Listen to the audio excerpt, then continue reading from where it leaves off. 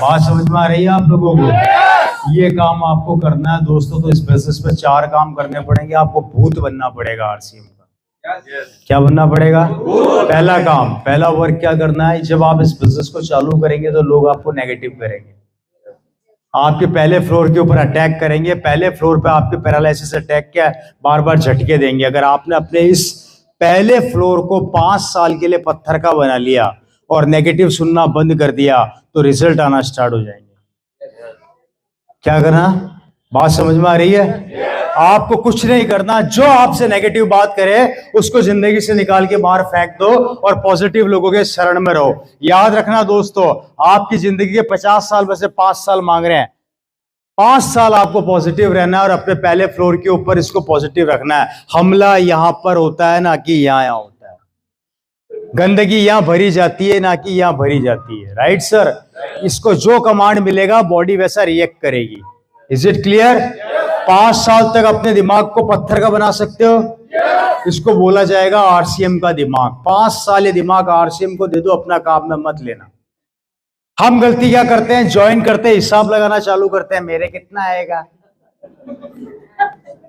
अरे तूने ज्वाइन बच्चा पैदा करते ही डॉक्टर बनाना चाह रहे हो क्या उसको? बड़ा तो कर लो। अब बड़ा करने का इंतजार तो करते नहीं हो, पैदा होते ही तो डॉक्टर कब बनेगा? तो बच्चा क्या जवाब देगा?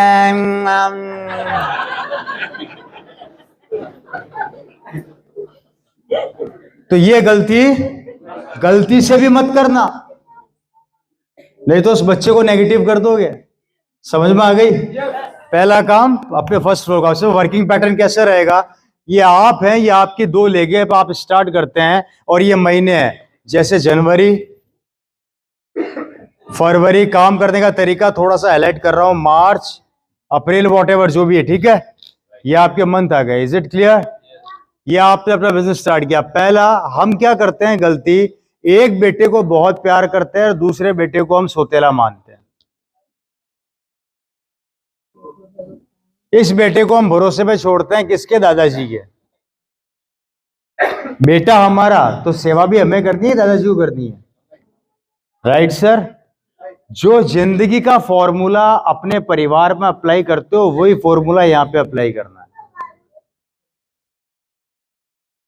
वर्किंग तरीका 60% जनवरी में इनको दो, 40% इनको दो।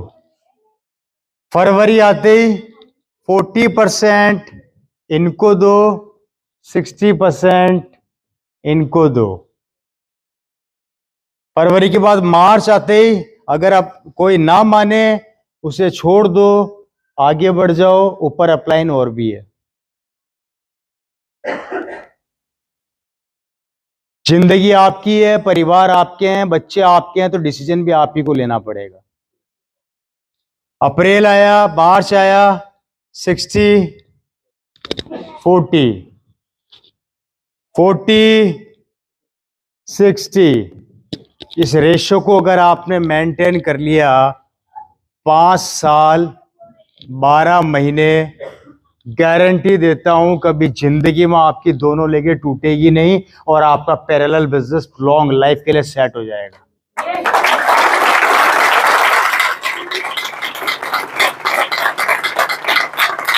गलती होगी दादाजी के भरोसे बैठोगे तो, दादाजी के भरोसे बैठोगे तो गलती होगी, पर दादाजी के भरोसे आओगे तो फिर और बड़ी गलती कर जाओगे। अपने आप को इस कैपेबल बनाओ कि आपका ये काम इस तरीके से चले। Right sir? और ये कब होगा? जब आपका ब्रेन स्ट्रांग होगा। राइट? दूसरा, इस बिजनेस में अगर बहुत बड़ा करना है तो अपने शहर को छोड़ दो। अगर आप ये बिजनेस एनसीआर में कर रहे हो तो आप ये मान के चलो कि आप कभी भी एक लेवल से ऊपर नहीं निकल पाओगे। अपनी डायरी में और अपने दिमाग में पत्थर की तरह नोट कर लेना मेरी इस बात को। और इस बिजनेस को जितना दूर जाके करोगे सफलता उतनी ज्यादा पास में आएगी। मैं तो कहता हूं यहां से निकल के आप बंगाल चले जाओ, बिल्कुल हंसने वाली बात नहीं। आप उड़ीसा घुस जाओ, आप नीचे साउथ में चले जाओ, महाराष्ट्र चले जाओ, आप कर्नाटका चले जाओ, आप कहीं पे भी चले जाओ, पर अपने इलाके को छोड़ दो 5 साल के लिए। उसके बाद जो बिजनेस फूटेगा, जो फटेगा, आप रोकना चाहोगे तो भी नहीं रुकेगा। जैसे आज मेरा बिजनेस देख लो आप, लोग कहते हैं कि हिंदुस्तान का 80% आरसीएम बिजनेस मेरी डाउन में है, इवन ज्यादा ही बताते हैं, 85% तक बताते हैं। और वो उसका फूटने का कारण था कि मेरे फादर ने अपने इलाके को छोड़ के बिजनेस चालू किया। अगर वो जयपुर में स्टार्ट करते तो शायद इतना बड़ा नहीं होता। क्लियर हो रही है मेरी बात? अपने इलाके को छोड़ के बाहर निकल जाओ, कोई फर्क नहीं पड़ता। अगर आपने कुछ समय अपनी बीवी और बच्चों की शक्ल नहीं देखी तो कोई दिक्कत नहीं है दोस्तों। जिंदगी भर उनको इतना आराम दोगे ना कि आप सोच नहीं सकते। और मजा तब आएगा जब आपके पास भी एक लग्जरी कार करके बाहर आके खड़ी होगी ना, तब आपको वो 5 साल याद नहीं आएंगे, उस समय वो कार में बैठा आराम याद आएगा। समझ रहे हैं मेरी बात को? तो इस तरीके से आपको काम करना है। दूसरा काम क्या करना है? कंपनी में शक करना बंद करिए। हमारा दूसरा काम क्या होता है कि जब हम किसी को आरसीएम बताते हैं तो वो लोग आपके दिमाग में क्या डालते हैं? अटैक करते हैं। अटैक क्या करते हैं? या अच्छा तेरी कंपनी भाग गई तो आरसीएम नहीं चली तो हम तो बहुत पहले से जानते हैं आरसीएम को। इस टाइप के अजीब अजीब सवाल करते हैं लोग। Right sir? उनसे बचिए। तो दूसरा काम कंपनी पे शक करना। आरसीएम इंडिया की नहीं, वर्ल्ड की पहली कंपनी बोल रहा हूं, हिंदुस्तान की नहीं विश्व की, जिसका इंफ्रास्ट्रक्चर पूरे वर्ल्ड में सबसे ज्यादा मजबूत है डायरेक्ट सेलिंग। मेरी बात समझ में आ रही है? ये दुनिया की पहली कंपनी है दोस्तों जिसके पूरे इंडिया में 15,000 से ज्यादा दुकानें हैं। ये इंडिया की पहली कंपनी है जिसके 200 से ज्यादा डिपो हैं। और डिपो भी कंपनी ने खुद ने 80% डिपो कंपनी खुद के खरीदे हुए हैं, खुद के परचेज किए हुए हैं। ये वर्ल्ड की वो कंपनी है दोस्तों जो आपको, आप जब भी भिलवाड़ा जाएंगे तो उसके मालिक आपको एक आम आदमी की तरह मिलेंगे। ये इंडिया की पहली कंपनी है जो 80% प्रोडक्ट खुद बनाती है। ये इंडिया की पहली कंपनी है जिसका मालिक एक आम आदमी से आम आदमी की तरह मिलता है। ये इंडिया की पहली कंपनी है जो आपको प्रोडक्ट बनते हुए दिखाती है। ये इंडिया की पहली कंपनी है जो 2030 की प्लानिंग अभी से लेकर चल रही है। ये इंडिया की पहली कंपनी है जिसके प्रोडक्ट मार्केट से सस्ते हैं। ये इंडिया की पहली कंपनी है जिनकी प्रोडक्ट्स में वो क्वालिटी है कि अगर आपने ढंग से चेक किया, ढंग से काम में लिया तो आपको उसकी ताकत समझ में आएगी। इसलिए दोस्तों ऐसी कंपनी में शक करना बंद कर दो और बिलीव करना स्टार्ट कर दो कि आरसीएम आने वाली सदी का बहुत बड़ा व्यापार होने वाला है और हो रहा है। और अभी तो शुरुआत है, अभी आगे भविष्य बहुत बड़ा करना है। Right sir? तीसरा काम, थर्ड वर्ड, तीसरा सबसे महत्वपूर्ण काम है आपको अपने बिजनेस के अंदर, अपनी कंपनी में जो सबसे महत्वपूर्ण काम वो है इसके प्रोडक्ट्स को काम में लेना। इसके प्रोडक्ट को अपने परिवार का हिस्सा बना लो।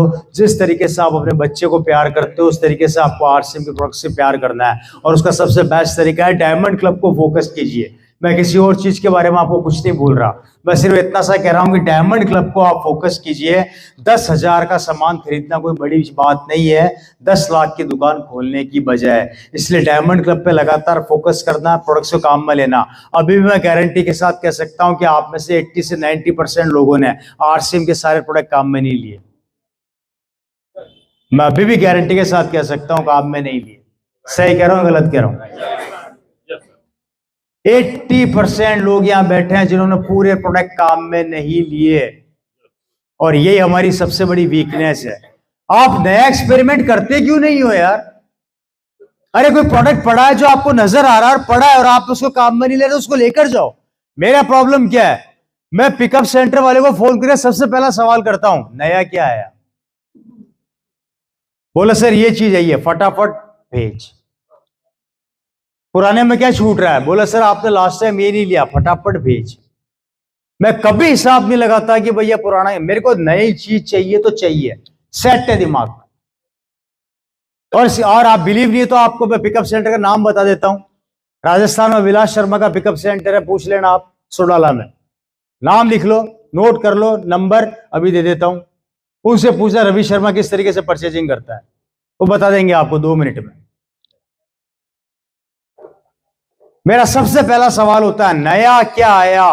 बोला सर ये आया है, मेरे को 10 पीस बेच, अभी के अभी बेच। और आते ही पहले मैं उसका इंतजार करता हूं और काम में लेता हूं, तब तक मेरे को चैन नहीं पड़ता।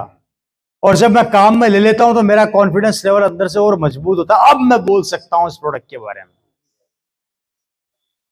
हम क्या करते हैं, जबान पे रटा हुआ है, 5 लीटर तेल लिया ना, मिर्च मसाले, हल्दी धनिया मिर्ची लिया ना, नमक सस्तो है नमक लिया जो, हिसाब लगाते हैं सस्ता क्या है और काम में क्या आ रही है। अरे उसके अलावा भी बहुत से प्रोडक्ट हैं यार, लो तो सही काम में है जी। साबुन भी ढूंढेंगे तो सबसे सस्ती वाली ढूंढेंगे, और फिर बोलते हैं कि हम 5 साल से पिन क्यों नहीं बदल रही से। अरे सस्ती वाली तो महंगी वाली भी तो काम में ले ले भाई, ये तेल के पीपे से तो बाहर आ जाए कभी। उसके अलावा भी और सामान है हमारे पास, जब जाएगा तेल में डुबकियां मारेगा। सबसे पहला काम तेल धड़ाम अंदर, कहां के तेल में पड़ा है, निकालना पड़ता है बाहर भैया, और भी सामान है।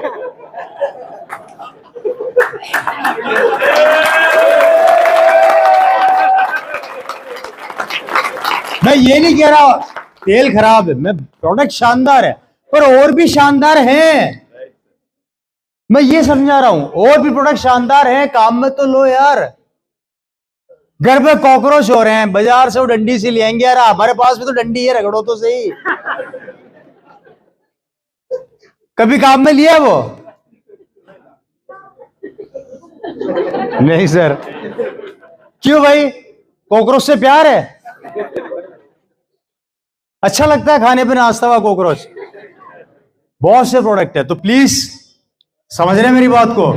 डायमंड क्लब में अगर आप ईमानदारी से सारे प्रोडक्ट लेकर आ जाएंगे ना, मैं गारंटी देता हूं 10,000 का सामान आएगा, 8 से 10,000 का सामान 100% आएगा। और उसके बाद आपका लेवल देखना, आप क्या रॉकेट की तरह चेंज होता है। लेकिन नहीं करना, ले देंगे गिनती के 5 कैलकुलेशन लगा रखी, उसी में घुसे रहेंगे, उससे बाहर निकलना नहीं चाहते। Right sir? तो डायमंड क्लब को फोकस कीजिए और प्रोडक्ट सारे काम में लीजिए। देखिए मेरी बातों को आप अपनी जिंदगी में नहीं उतारेंगे तो आप मेरा नुकसान नहीं करेंगे। अगर आपके गुड़गांव में बिजनेस नहीं चलेगा तो इसका मतलब ये नहीं कि रवि शर्मा का हिंदुस्तान में रुक जाएगा। मेरे समुद्र में से लोटा भी नहीं निकलने वाला।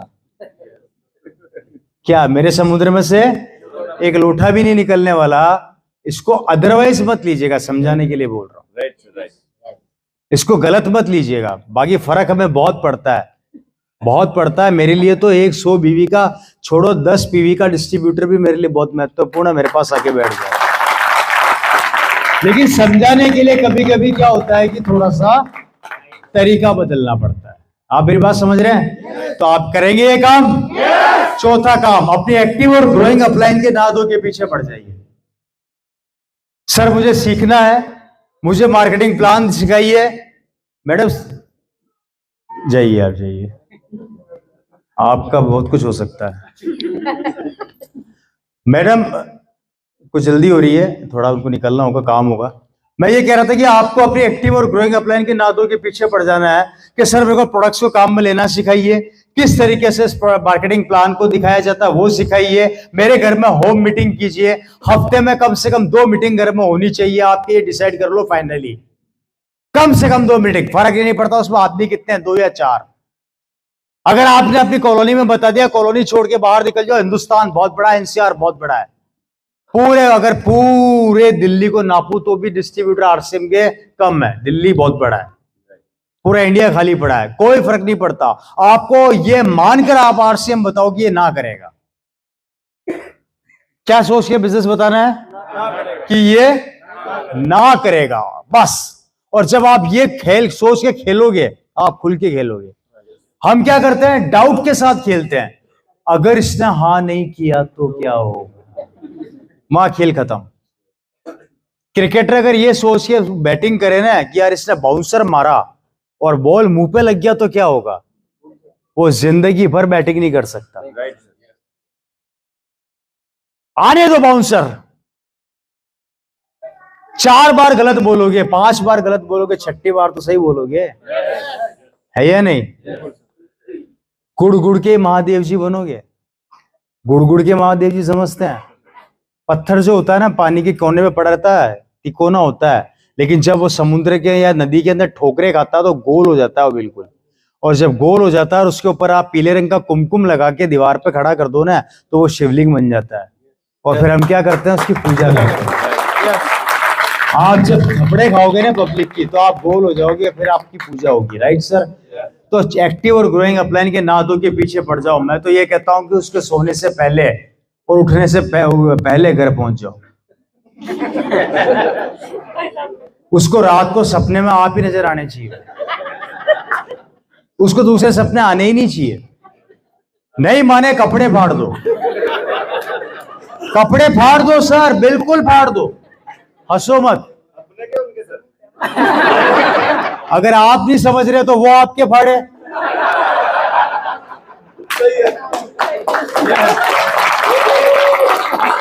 समझ रहे हैं?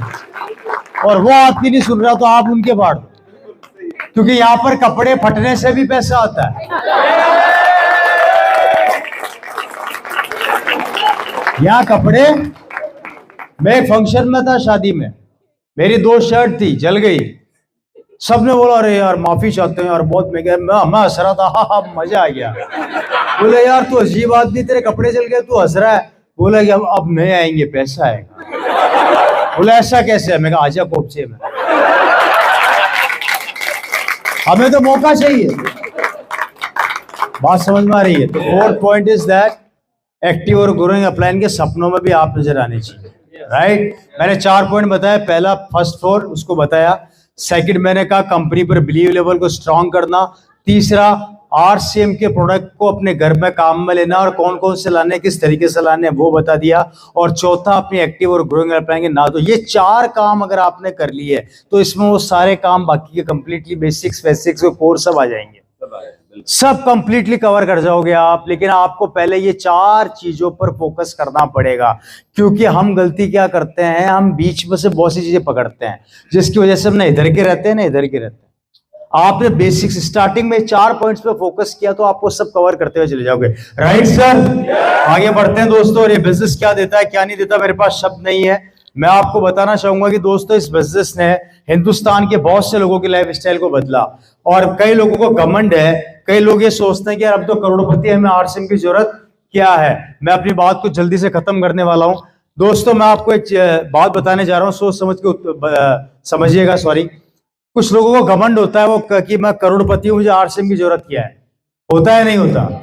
आप में से कई लोगों को ऐसे लोग मिलते होंगे जो ये कहते होंगे कि यार ऑलरेडी मैं तो करोड़पति हूं, मुझे आरसीएम की जरूरत क्या है। आई एम ए डॉक्टर, मुझे आरसीएम की जरूरत क्या है। आई एम ए इंजीनियर, मुझे आरसीएम की जरूरत क्या है। आई एम ए साइंटिस्ट, मुझे आरसीएम की जरूरत क्या है। अरे आई एम ए बिजनेसमैन, मुझे आरसीएम की जरूरत क्या है। अरे मेरे पास तो बहुत जमीनें पड़ी है, मुझे आरसीएम की जरूरत क्या है। अरे मेरे को तो वैसे 20 लाख किराया आता है, मुझे आरसीएम की जरूरत क्या है। अरे मेरे दादा परदादा ने तो इतनी जमीनें बना रखी है, मेरे पास ऑलरेडी इतनी खेती है, मुझे आरसीएम की जरूरत क्या है। वो सब लोग अपने दिमाग से गलतफहमी निकाल देना। मैं बताता हूं कैसे, बताना जानना चाहते हैं आप लोग? मैं बताता हूं। मेरी बहन, मेरी छोटी बहन जिसकी शादी उस घर में हुई, पानी पी लूं अगर परमिशन दे तो। मेरी छोटी बहन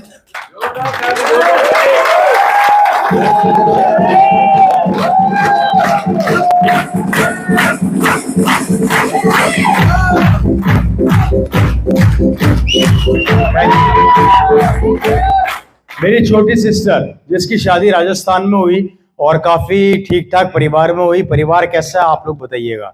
राइट सर?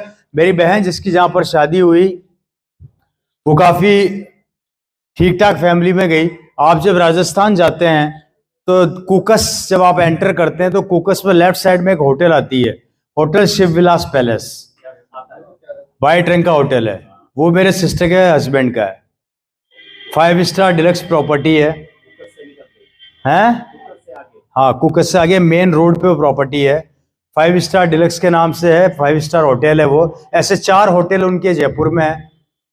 पूरे यूरोप के 25 कंट्रीज के अंदर उनके डायमंड्स के और कारपेट्स के बिजनेस है। खुद का पर्सनल हेलीकॉप्टर है। 70 से 80 कारें एट ए टाइम उनके घर में खड़ी रहती है। शिव विलास का सबसे सस्ता रूम है, एक रात का किराया 35,000 रुपए, और सबसे महंगा रूम है 7 लाख रुपए। उसकी होटल की सजावट में 40 किलो सोने के गोल्ड का अर्क से काम हुआ है।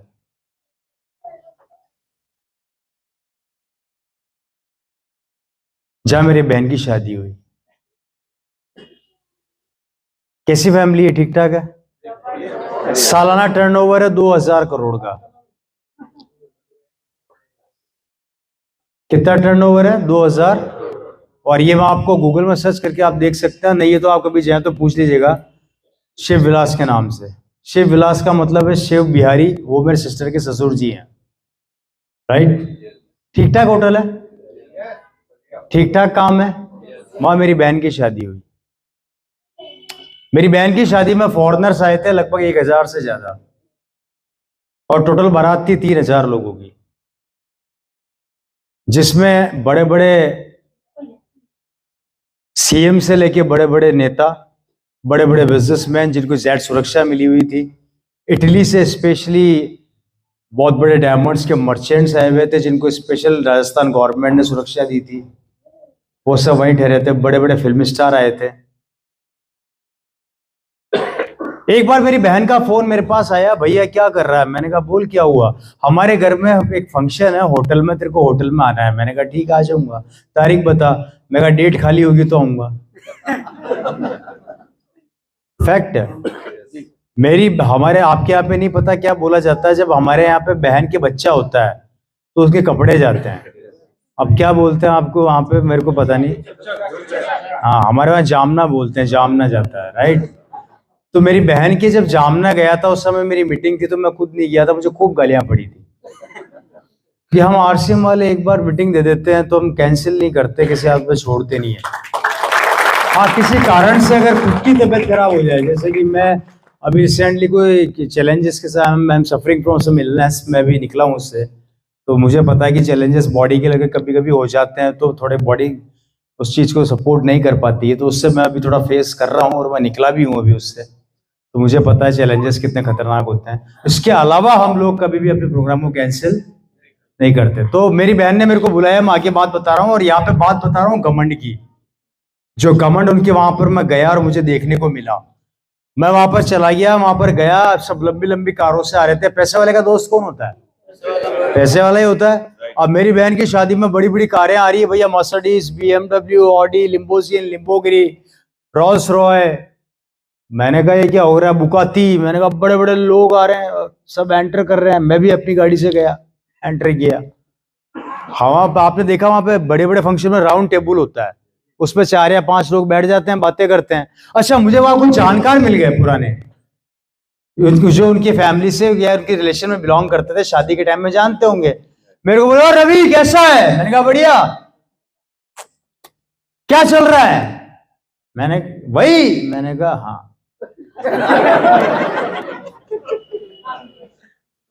चल रही है क्या? फिर एक सवाल पूरे हिंदुस्तान में चल रहा है, चल रही है क्या? मैंने बोला हाँ। बंद है अभी तो, चल तो नहीं रही। बोला हमें पता था नहीं चलेगी। मैंने कहा उड़ रही है। मुंह लटक गया उनका। हम टेबल पे बैठे साहब बातें करने लगे। कोई बोला मैंने फैक्ट्री डाली है पिछले महीने बहरोड में, मेरा टर्नओवर 200 करोड़ का। एक बोलता है मैंने रेवाड़ी के अंदर इंडस्ट्री डाली है, मेरा टर्नओवर 300 करोड़ का। एक बोलता है मैंने वहां पे वो डाला है। वो भाई साहब सब अपनी अपनी बताने लगे। अब आया मेरा नंबर। मेरे को बोले और बेटा क्या कर रहा है? मैंने कहा आजकल यही काम कर रहा हूँ। बोले क्या हो गया? कि कंपनी से फोन है, एक सेकंड। हेलो, हाँ मीटिंग में हूं मैं भी। तो मैंने बोला भाई, मेरे से पूछा हाँ भैया रवि एक काम कर यार, तू एक काम करो, इज्जत वाला काम कर। मैंने कहा इज्जत वाले से मतलब क्या होता है? क्या मेरा कौन सा बेइज्जत वाला काम है यार? तो मेरे को बोला क्या पूरे जयपुर हिंदुस्तान में घूम के हल्दी धनिया नमक मिर्ची बेचता फिरता है? तो मैंने बोला जी मेरे हल्दी धनिया मिर्ची से आपको क्या प्रॉब्लम है? अरे अपने जीजा जी की तरह होटल खोल, शानदार कोई फैक्ट्री वैक्ट्री डाल, अच्छा काम कर नाम वाला। और वो क्या, वो सब, अब आपको तो पता है कि एक का बोलना होता तो 4 बिलों में से निकल निकल के बाहर आते हैं हमारे। अब वो एक ने छेड़ दिया तो 4 और आ गए। अब वो चारों मतलब वो बैठे थे तो वो भी चालू हो गए। अब मैं बहुत देर तक सुनता रहा, लगभग 10 एक 15 मिनट में सुनता रहा उनकी बातें। वो मेरे को लेके उल्टा सीधा बोल रहे हैं, यार आरसीएम ये आरसीएम वो, ऐसा कोई होता है क्या, ये तो सब फालतू के काम है, कब तक पब्लिक को पागल बने, इस टाइप की बातें चल रही थी। तो हम लोग सुनते हैं जब तक सुनते हैं, आरसीएम वालों का एक प्रॉब्लम है, सुनते हैं तब तक सुनते हैं, आ गई फिर किसकी नाक की बात। दोस्तों बहुत देर तक सुना, सुनने के बाद मैं चुपचाप रहा। और अब उनका घमंड तोड़ना जरूरी था, क्योंकि उनको घमंड था कि हम पैसे वाले हैं। तो मैंने कुछ नहीं किया, उन चारों से उन सबका मोबाइल लिया, मैंने अपना मोबाइल जेब से निकाला। एक बाहर चौकीदार खड़ा था, लड़का खड़ा था, उसको बुलाया इधर आ। उसने बोला यस सर। मैंने कहा हम सबके फोन इकट्ठे कर और बाहर ले जा, इस दरवाजे को बाहर से बंद कर दे, और बंद करने के बाद 2 महीने तक सिर्फ खाना अंदर आएगा और कोई अंदर नहीं आएगा, ध्यान रखना। और 2 महीने बाद देखते हैं कि इन करोड़पतियों की दुकान चल रही है कि मेरी चल रही है, फिर पता लग जाएगा कि कौन।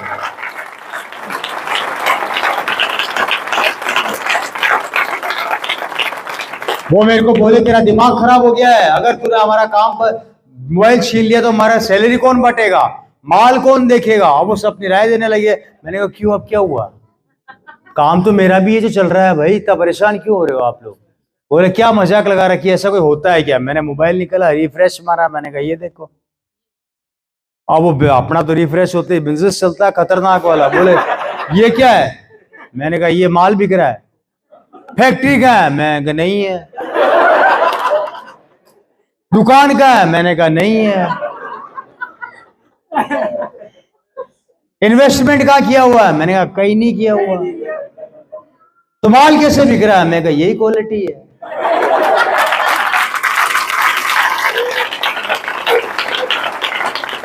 यही क्वालिटी है। आप करोड़ों रुपया लगा के भी चैन से नहीं बैठ पा रहे, और या 0 रुपया लगा के मेरा माल इतना बिक चुका है, जितना टर्नओवर आप पूरे साल में कर रहे हो उतना टर्नओवर मैं 1 महीने में कर रहा हूं। मुझे बताइए किसका बिजनेस बड़ा, किसका। The power of RCM business के एक बार नेटवर्क को डेवलप कर दिया, उसके बाद भगवान की भक्ति में लग जाओ, टेंशन लेने की जरूरत नहीं है। आएगा ही आएगा। उनकी बोलतियां बंद हो गई, चेहरे लटक गए। अरे दोस्तों, मैंने कहा भैया आप बताओ सिक्योर कौन, आप या मैं। बोले सर सिक्योर तो आप ही हो उस हिसाब से। तो मैंने कहा आप देख लो कि बड़ा बिजनेस किसका। और उन लोगों का मुंह बंद कर दिया। अगर आपके लोग बीच में भी ऐसे लोग आए ना जो ये बोले कि मैं करोड़पति हूं, मुझे 10 लाख किराया आता है, 20 लाख किराया आता है, मेरे बगल में आ जाना एक बार, मेरे बगल में आके बैठ के बता देना कौन ज्यादा सिक्योर है। पता लग जाएगा आप लोगों को ये ताकत है इस आरसीएम बिजनेस की। अरे यहां तक कि मैं तो बात कर रहा हूं, एक बार त्रिलोकचंद छाबड़ा जी ने मेरे को बुलाया ऑफिस में, मैं चला गया। मैंने कहा बोलिए, जल्दी इधर आ। मैंने कहा हाँ बोलो अंकल। मैं उनको अंकल बोलता हूँ। बोले वो अब बुला तो लिया, वो भागे भागे बाहर आ रहे। मैंने कहा कहाँ जा रहे हो, अरे चल चल फटाफट चल। मैंने कहा चलो। अब वो भी भाग रहे, मैं भी भाग रहा। मैं कहा हुआ क्या ये तो बताओ। बोले 2 मिनट रुक। अरे मैंने कहा बताओ तो सही, क्यों परेशान हो रहे हो। तो मेरे को बोले कर्नाटका गाड़ी भेजी थी, पहुंचा नहीं माल, डिपो का माल अटक गया। तुलसी पेंट वाले का पेंट नहीं बन रहा, उस पेंट को देखना है। उधर पिकअप सेंटर वालों को समझाना, वो लड़े पड़े वहां बैठे हैं। उधर माल आया, वो माल अभी तक डिलीवर नहीं हुआ, वो अंदर गोदाम में पड़ा है। इधर जयपुर के अंदर गाड़ी भेजनी है। बहुत देर तक मैं सुनता रहा, वो भी बोले जा रहे हैं, मैं भी सुने जा रहा, हम दोनों भगे जा रहे।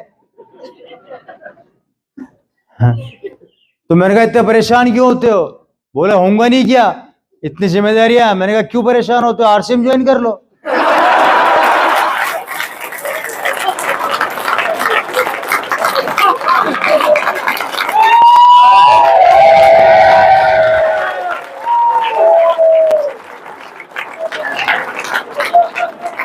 क्या कहा मैंने, आरसीएम ज्वाइन कर लो। बोले क्या बकवास कर रहा है। मैंने कहा सही कह रहा हूं।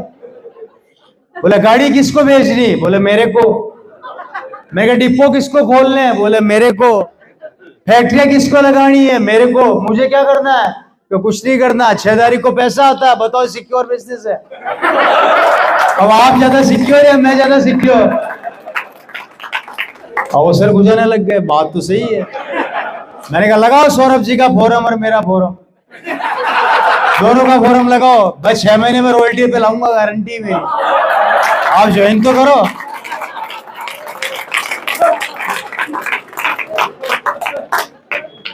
अरे जिस कंपनी के मालिक से ज्यादा सिक्योर हम हैं,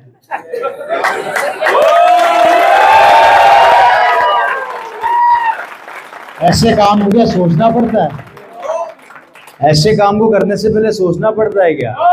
आज टीसीसी को जाके पूछो उनकी हालत क्या है। उनको माल बनाना है, बेचना है, फैक्ट्रियां संभालनी है, उनको प्रोडक्शन को देखना है, उनको डिपोज खोलने हैं, पिकअप सेंटर खोलने हैं, काम को संभालना है, सैलरियां बांटनी है। अपने को काहे की टेंशन है यार? मात्र राशन खाओ और खिलाओ और पैसा कमाओ, इतनी सी बात समझ में नहीं आ रही? कितनी सी बात है, बात समझ में आ रही है मेरी? सिर्फ एक डिसीजन लेना है यहाँ से जाके कि भैया आज के बाद राशन की दुकान बदल लूंगा, बाहर से खाऊंगा तो किसी फिल्म स्टार का बेटा हीरो बनेगा और यहाँ से खाऊंगा तो मेरा बेटा हीरो बनेगा। निर्णय लेना है, सिंपल सा। सिर्फ दुकान बदल लो, कसम खा लो जब तक सफल ना हूं मैं चैन को त्याग दूंगा। अरे घर कहता है ना कि अकेले ही चलाता रहे मंजिल पर, लोग जुड़ते गए और कारवां बनता गया बनता गया। अरे चला तो था, नहीं चलता तो कारवां बनता क्या? शुरुआत नहीं करता तो अंत का पता लगता क्या? अरे डरना किस चीज का है? क्या होगा? 10,000 दिया, 10,000 का माल आ गया, माल खा लिया, मजा आ गया। मजा आते 4 लोगों से बात करी, आए तो थैंक यू, नहीं तो भीड़ कम। उसको बोलो कोई बात नहीं, तू मेरे बच्चे का भविष्य है, आज मत कल आना पड़ेगा। जाएगा जाएगा काम। 4 और पकड़ लो, इंतजार सोच कर जाओ, मना करेंगे, टेंशन नहीं पालनी, वापिस घर आओ। अगले दिन फिर तैयार हो, 4 को और पकड़ लो, मना करेंगे। 5वें दिन फिर पकड़ो, मना करेंगे। 6ठे दिन फिर करो, मना करेंगे। एक दिन भगवान भी परेशान हो जाएगा कि जिद्दी आदमी है साला, अब तो किसी को हाँ करवाना ही पड़ेगा। बात समझ में आ रही है? आने दो मने। मुझे देखो, मुझे जितने लोग मेरे पे हंसते हैं ना कि यार रवि जी को मीटिंग करना नहीं आता, मैंने कहा हंसो मेरे ऊपर, मुझे और मजा आता है। तू जितना हंसेगा उतना मजा आएगा, क्योंकि फालतू बातें, क्योंकि डर्रा पकड़ रखा है उस जर्रे पे मैं नहीं चलता भैया। अपना साम्राज्य खुद बनाते हैं। सिंपल सा थॉट है। मेरे टॉपिक भी आप चेक कर लो, मैं कॉपी नहीं मारता। ये टॉपिक आज से पहले कहीं देखा आप लोगों ने? मैं खुद अपने टॉपिक खुद बनाता हूँ। समझ में आया तो दिखाता हूँ, तो ताली बजा ले, नहीं समझ में आता तो कोई बात निकालिया बकले, कुछ तो कर, कुछ तो कर, कुछ तो मिलेगा। और वो है ना, जो है नाम वाला वही तो बदनाम है, वही वाली कहानी है। जिसका नाम है वही बदनाम होगा, सिंपल सा थॉट है। इसलिए एक तो मैं कभी टॉपिक किसी के चोरी नहीं करता, खुद अपने बनाता हूँ। पसंद आए तो अच्छी बात है, नहीं पसंद आए तो और भी अच्छी बात है। इसलिए डरना मत लाइफ में। मैं आपको यही सिखाने जा रहा हूं कि आरसीएम बिजनेस दुनिया का वह कंसेप्ट है जहां पर आपको इन्वेस्टमेंट 0 करना है, सिर्फ एक निर्णय लेना है। याद रखना, एक निर्णय लेना है और निर्णय आपकी जिंदगी बदल देगा। नहीं तो फिर क्या होगा? वही होगा जो आज से 2 साल 3 साल पहले हुआ था। एक वायरस ने हमारे देश में एंटर किया और सब बर्बाद कर दिया, जिसका नाम था कोरोना वायरस, जो मार्च 2020 में हमारे देश में घुसा और सब ऐसी की तैसी करके रख दी। सही कह रहा हूँ, गलत कह रहा हूँ? आप आश्चर्य करेंगे, आप लोगों ने कुछ सीखा नहीं सीखा? मैंने बहुत कुछ सीखा। अब जानना चाहते हैं क्या सीखा? उस समय दुनिया में 2 लोग वायरस पे काम, नेटवर्क पे काम कर रहे थे। पहला कोरोना, दूसरा आरसीएम वाले।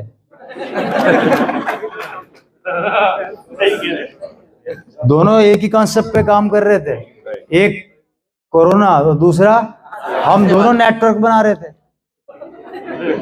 कोरोना का पेशेंट बोलता आप मेरे गले लग जा मैं तेरा हो जाऊंगा, आरसीएम का डिस्ट्रीब्यूटर बोलता आप मेरे गले लग जा मैं तेरा हो जाऊंगा। सही कह रहा हूँ, गलत कह रहा हूँ? दोनों का कंसेप्ट क्या था? नेटवर्किंग। दोनों का नेटवर्किंग था कंसेप्ट। अब दोनों की नेटवर्किंग में फर्क देखो। कोरोना वायरस ने चाइना से स्टार्ट करके नेटवर्किंग की ताकत को हमें सिखाया कि बेटा देखा मेरे को, तुम्हारी ट्रेनें रोक दी, तुम्हारा हवाई जहाज रोक दिए, तुम्हारे को 2 सालों में के लिए घरों में कैद कर दिया। और 2 साल जब हम घरों में कैद थे तो मेरे तो राजस्थान के अंदर एक प्रॉब्लम हो गया था। हमारे तो सड़क के कुत्ते आत्महत्या कर रहे थे कि आदमी कहां चले गए। यहाँ का मुझे नहीं पता। लोगों के परिवार उजाड़ दिए, लोगों की सैलरियां आधी कर दी, माँ बच्चों को मार दिया, बच्चे ने माँ को मार दिया, भाई भाई को मर गया तो उसके दाह संस्कार में नहीं जा पा रहा। उस वायरस ने सब कुछ तबाह कर दिया। इस कोरोना वायरस के नेटवर्क ने हमें तो ये तो सिखा दिया कि नेटवर्क की ताकत क्या है या नहीं? बात समझ में आ गई? अब आरसीएम के नेटवर्क की ताकत देखो, इसने लोगों को आबाद किया। जिनके घरों में खुशियां नहीं थी, खुशियां आई, पैसा आया, लाइफ स्टाइल बदली, इनकम लोगों के जनरेट हुई, लोग बर्बाद होने से बचे। ये रीजन क्या रहा? ये रीजन रहा कोरोना वायरस के इस नेटवर्क का। लेकिन दोनों का नेचर सिमिलर था, इसलिए कोरोना वायरस से सीखो नेटवर्क और अप्लाई कर दो आरसीएम बिजनेस के अंदर।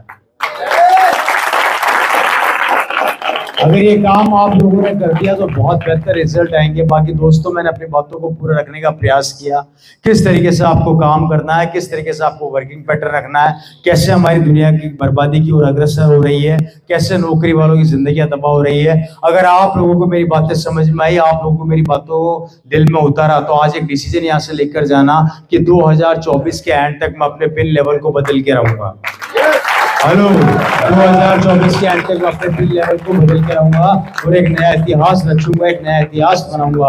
और मैं आप लोगों से वादा करता हूं, दुआ करता हूं, अगर आपने अपना 100% दिया तो हम आपको अपना 200% देंगे और आप लोगों के बिजनेस को बड़ा करने के लिए दिन रात आपके साथ मेहनत करेंगे ही करेंगे। सिर्फ एक निर्णय लेने की जरूरत है, कमिटमेंट करने की जरूरत है और अपने साथ लाखों लोगों की दुआएं लेके चलोगे दोस्तों, आपको लाखों लोगों की दुआएं मिलेगी। इसी के साथ आगे बढ़िए, अपने सपनों को पूरा कीजिए, अपने ड्रीम्स को पूरा कीजिए, अपने टारगेट्स को अचीव कीजिए, अपने ख्वाबों को जिंदा रहने दीजिए और आने वाली जनरेशन को सिक्योर कीजिए।